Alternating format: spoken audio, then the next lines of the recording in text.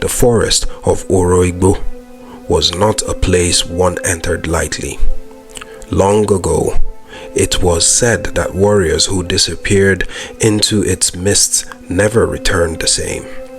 Some come back mad, others came back mute. A few never returned at all. The elders said the forest belonged to ESU. It was where twisted truth grew like vines, and where forgotten oaths whispered from the trees. But on the first day of the new moon, Oba Akintade removed his crown, wrapped himself in plain white clothes, and walked out of the palace alone. He took no guards, no staff, no drum beat to announce his coming, just a satchel of offerings, palm oil, kola nuts, and 3 cowries. The road to Oroigbo was dry and cracked, but the wind that blew across it smelled of old rain and secrets. As the trees grew thicker, the king began to see faces in the bark, as though the forest watched his every step. Then he heard it. Tap, tap, tap. A soft rhythm, like someone walking with a crooked staff. He turned. There stood a little boy, no more than 10 years old. His skin was black as charcoal, his eyes sharp like an ox. He wore no shoes, and his smile revealed 2 missing front teeth. "Why are you here, Kabiesi?" the boy asked. "I seek my brother," the king replied. "Ah," the boy said, nodding. "Many who come seeking do not find. Some who find wish they never came." The king knelt. "Will you guide me?" The boy looked amused. "Only if you can answer one riddle. If you answer wrong, you turn to stone." The king blinked. "ESU sent you." The boy grinned. "I am ESU. Or am I not?" And then he asked, "I am the thing you threw away to gain power. I am the one who remembers when others forget. I am the shadow in your crown. I am still alive. Who am I?" The king closed his eyes. His heart pounded. He thought of his brother, of Adetunji's laughter, of how quickly he had believed the lies, how easily he had signed the exile decree. The truth struck him like lightning. He opened his eyes. "You are my brother's truth." The boy clapped once. Thunder cracked. The trees shivered. "Well done, Kabiesi," the boy said. "Follow the red leaves and do not speak unless spoken to." Then he vanished. The king rose and looked ahead. A trail of red leaves had appeared on the ground, glowing faintly under the dim canopy. He followed them. They led him deeper into the forest, past twisted roots, past trees that whispered his name. At one point, he passed a river that ran backwards. He did not stop. At another, a vulture landed before him and said, "Turn back." He did not flinch. Then, just as the red trail ended, he entered a clearing. There, seated beneath a giant tree with bark the color of ash, was a man. His beard was silver. His eyes were closed. He wore nothing royal, but something about his posture was noble. The king's heart stopped.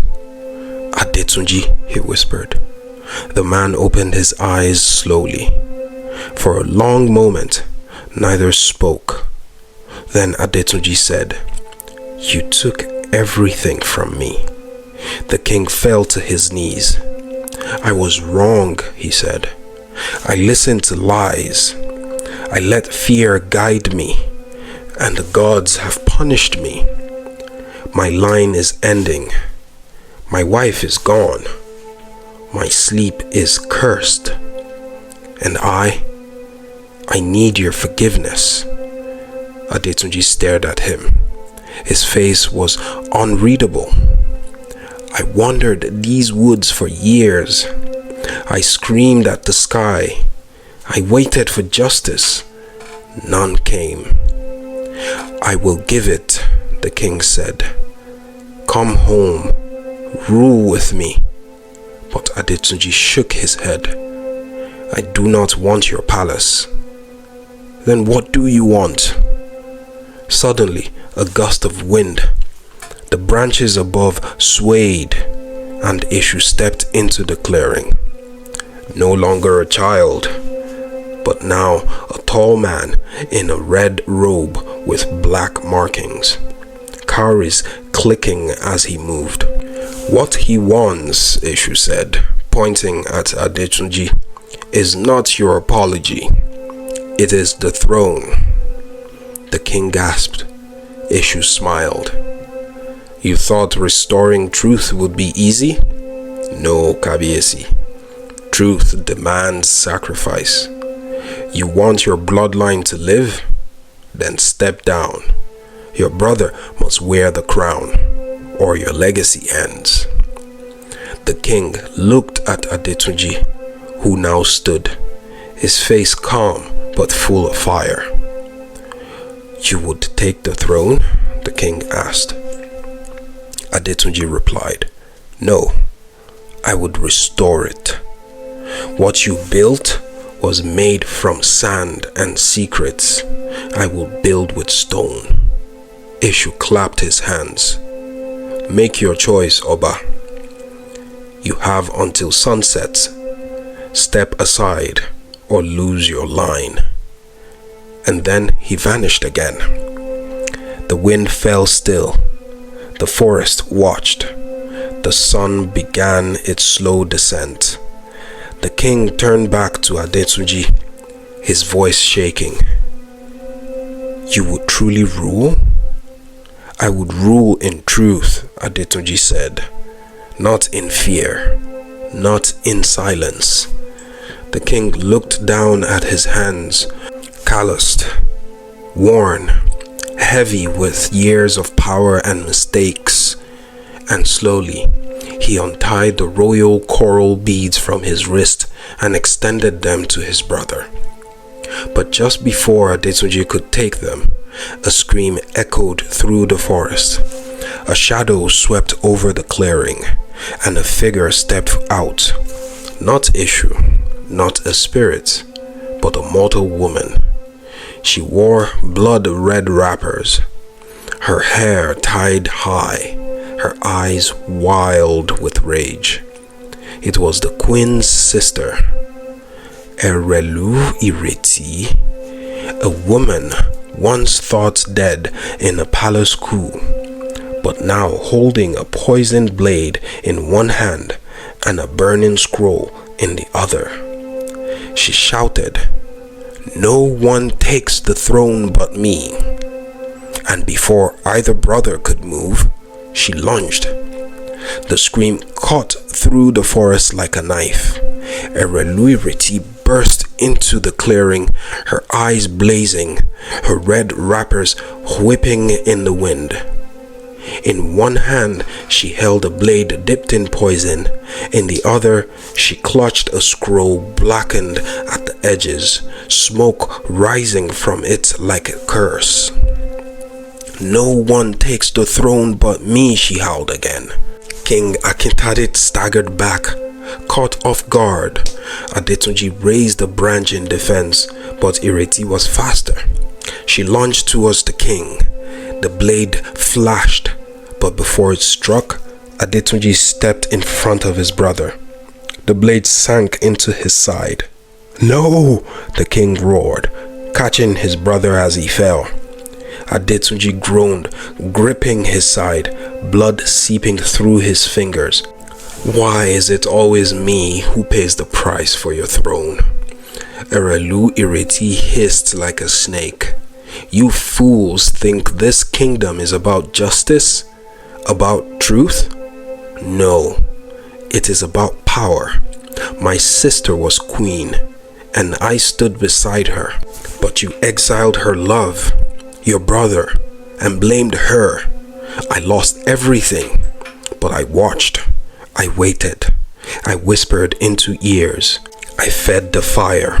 She held up the burning scroll, the very oath of exile signed by the king years ago. You wrote your brother's doom, and now, with this scroll burned and the two of you gone, I shall claim the throne. The king's eyes filled with tears. He laid his brother gently on the ground, then rose. You speak of vengeance, but what you want is ruin. Erelu lunged again, but this time a wind howled through the trees. Red leaves swirled, the shadows danced, and Eshu appeared. He did not smile this time. His eyes were cold. He raised his staff and slammed it into the earth. Boom! The earth split. Flames circled the clearing. All fell silent. Eshu turned to Ireti. You dare try to take what was never yours? You were not called. You were not chosen. You were not even named in the prophecy. Ireti spat at him. I don't fear you, Trickster. Oh, Eshu said quietly, but you should. With a wave of his hand, the forest swallowed her. One moment, she stood fuming.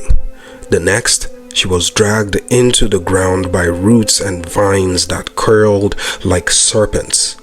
Her scream was muffled, her fire gone. Eshu turned to the king and Adetunji. The blood on the ground shimmered. The cowries on Eshu's belt rattled. You have made your choice, Eshu said. But he is dying, the king pleaded. Let him live. Let him take his place. Eshu looked amused. You? You who cast him out and forgot him for 2 decades. You who begged me only when your crown began to rust. The king bowed. I was blind, but now I see. Eshu circled the 2 men like a storm. Sacrifice is not in words. It is in willing loss. Then he raised his staff once more. The throne must be cleansed by blood. The blood of the wronged, or the blood of the king. He stopped and waited. Adetunji coughed. Let me go. Let the throne be cleansed through me. I do not want the crown. No, said Akintade.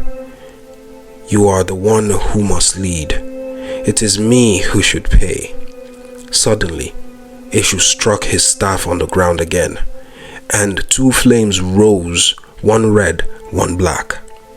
Choose, he said. Step into the flame that belongs to your soul.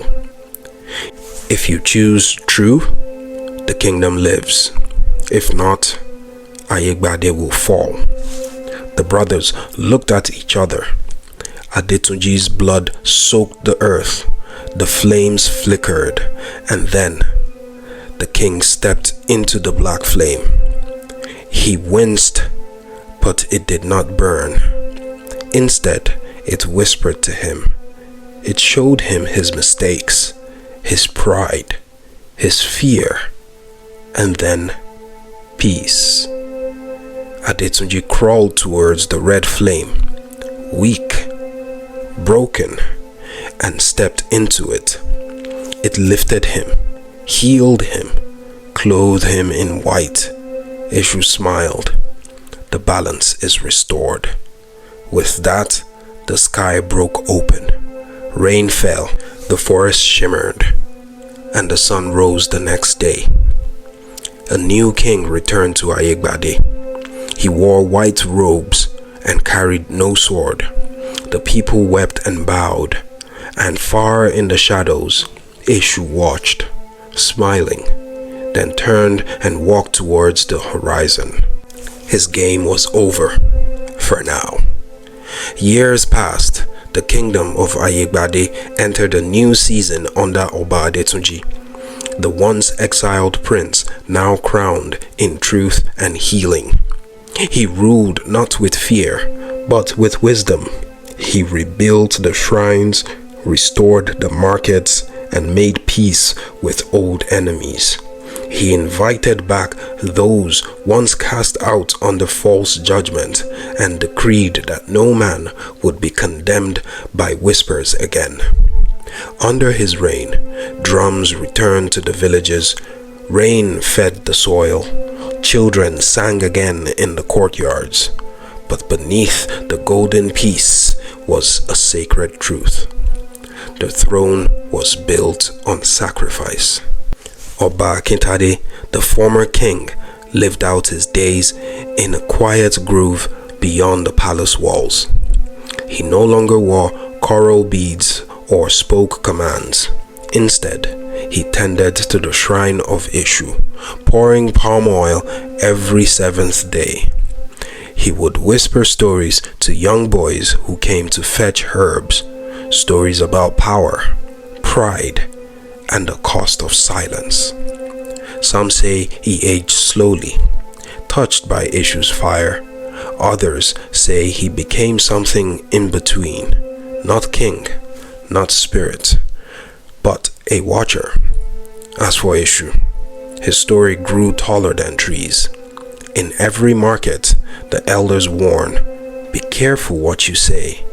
Eshu listens at the corners.